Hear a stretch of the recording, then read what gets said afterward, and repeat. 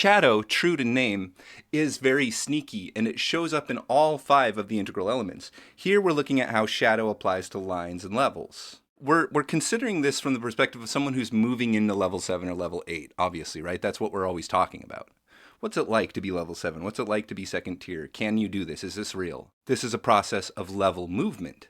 Every case, the transcendent include starts out as a subject, a subjective interior experience, turns into a higher level subjective experience, which objectifies the lower level experience. So now subject is the higher level, object is the lower level. And pathology has that 3-2-1 element to it, a fixation. The first person remains stuck there, or perhaps the second person stays stuck there and fails to move upward into a first person identity as that level, which will enact that level in real life in the third person. So it very much relates to think, feel, do. In a certain way of thinking, shadow itself is the reason why think, feel, do doesn't flow perfectly. We would be perfectly coordinated with no slant to our lines chart if this was a zero friction reality where you could just move up to a level whenever you want. But walking through all the levels of shadow generation and shadow is not a trivial fill in the bucket affair. It is literally saying that whatever level you're at, you probably have some degree of some of those forms of shadow in you now. And whatever level you're at, the higher levels are currently something that you are not allowing in. They're unconscious to you currently. Notice that at level 1, for the first time that we can really chart or know, a being goes from simply being a product of instinct to having some sort of concept of itself or what it's up to, some sort of ideation. With level 2, the conversion of images into linguistic patterns, the ability to transform sounds into ideas and images into ideas, created an incredible duality between the instinctual being and the mental social being. You now have 2 structures, instinct and lore. So if you move from one to the other, you're abandoning this one, you're transcending that one, and then you're moving up to this one. And then once you get here, you still have to include that one. So now you have to reconcile 2 competing views with one another. You have to create some sort of structure for handling this incredible dichotomy going on. I can choose things and I have to do these things. This can result in very predictable pathology. One is you wouldn't fully exclude the former structure completely. You would stay subjectively locked in that first structure and never fully move to the second structure. This would be, in contemporary, ordinary psychology, this is fixation. You're fixated on the former. As we talked about in shadow work, the 3-2-1 process, this 1-2-3, this way, the way, whether we conceptualize something as being in here or between us or out there in objective reality, it makes an enormous difference in how those things interact with us psychologically. And this is where we're seeing the generation of the quadrants, when the self clicks online and says, okay, I'm in here, the world's out there. Now you have 2 different things. They're kind of squished, they're fused a little bit. They're not exactly differentiated. The second pathology is that you might become allergic. You might transcend it too much to where you don't include it. So you just cut yourself off from it. Now I'm just a mind. I have no instinct. I'm not a body. This also generates the primal avoidance of non-duality itself. This is the very moment where you create quadrants and from thence forward believe them to be real. So if something goes wrong with transcend, we could have a fixation. If something goes wrong with include, we could have an allergy. You have to transcend and include to get to the next stage. Okay, so now we're prime personality country. We are a personality. Whatever's going on right now, that's what I am. That's what's going on. That's what's up. That's the world. The pathologies at level 2 are going to relate to your ability to form coherent images from the information you're receiving. So the only place where this would really strongly show up would be like borderline sorts of disorders. A strong magenta meme pathology is very clear. It's very evident. This would be like not a completely stable self-identity, not a completely stable sense of like who I am or what I want, not a stable fantasy projection. Level 2 magenta moving into level 3, we project, we are a magical animus. We think that whatever's in our head has some relationship to the things out there, spooky, unknown. Moving into a really concrete understanding that I want things, other people want things. This is a game where we compete at wanting things, power struggles. You now have an ego, You're moving from personality to a kind of baby ego, like an understanding that, oh, I am this unique thing. I have an interiority that I have access to that's everyone has, but I only have mine. So I should maximize for me. Ego, baby ego. That thing now has the power to suppress, repress, oppress the mental image fantasy generation. And this is what Wilber claims. This is where the classical kind of pathologies come from that generally psychology treats. Level 3 concepts taking over and claiming things are different than how they actually are. That's how level 3 does things.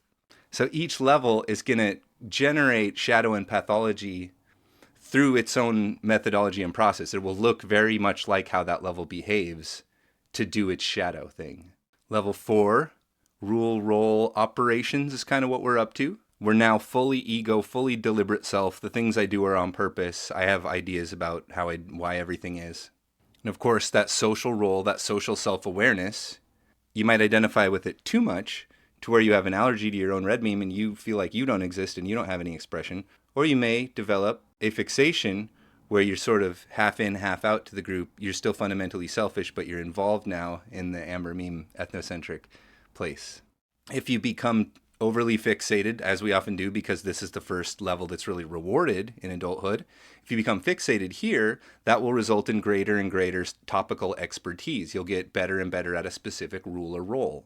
And this is a contraction of your capabilities, but a very socially vital one. Lots of people should do this.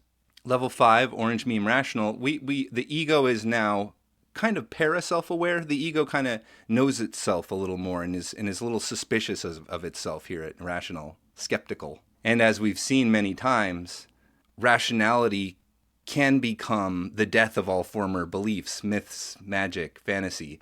None of that exists. The world's just rational. It's objective, material, scientific reality. If stated too strongly, that would certainly be an allergy to lower levels. Of course, to declare that there's no such thing as universal good could be seen as allergy, because, of course, Amber Meme believes in universal good.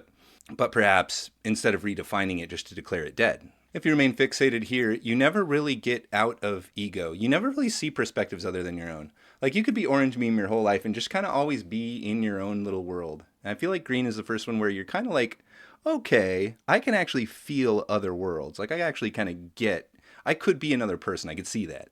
Not just a reasonable agent, but, the deep-rooted human of that person. Obviously, you can get fixated on that green meme, right? You can become, that's like the only thing you're ever doing is trying to compare the deep experience of one being and another. You have an allergy to lower levels, you're not actually doing anything constructive about that. Obviously, at level 7, you have extremist level 7 people such as me that literally are sitting here telling you the most important thing about reality is that it's an evolving stack of levels in self-culture and nature.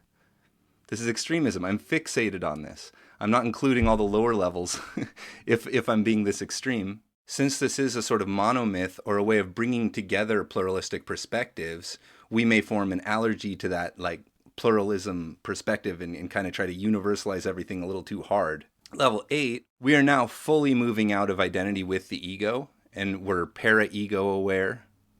We have a centaur going on. We don't see from the higher yet, but we're aware that there is a higher. What I'm calling the psyche, what you could call the soul, or the subtle realm and the subtle body. Here, the thing that we're transcending and including is the ego itself. We're entering a psychospiritual reality, moving up to third tier.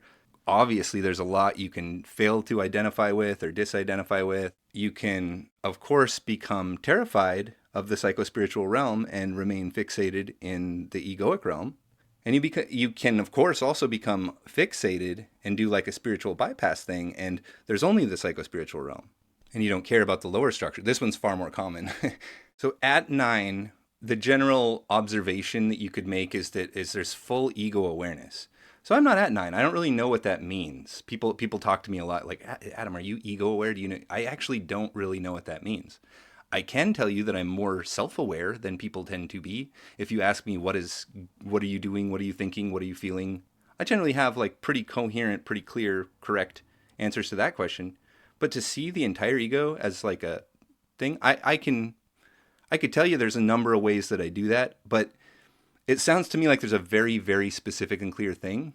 that I'm not currently familiar with, that I may have experienced in states of consciousness, but currently to be ego aware, paramind, doesn't make tons of sense to me, which would totally make sense if I were predominantly at level 7. Yeah?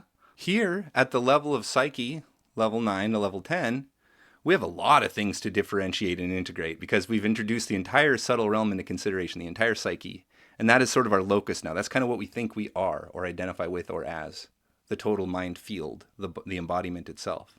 Fixation and allergy can occur to and from that and as that.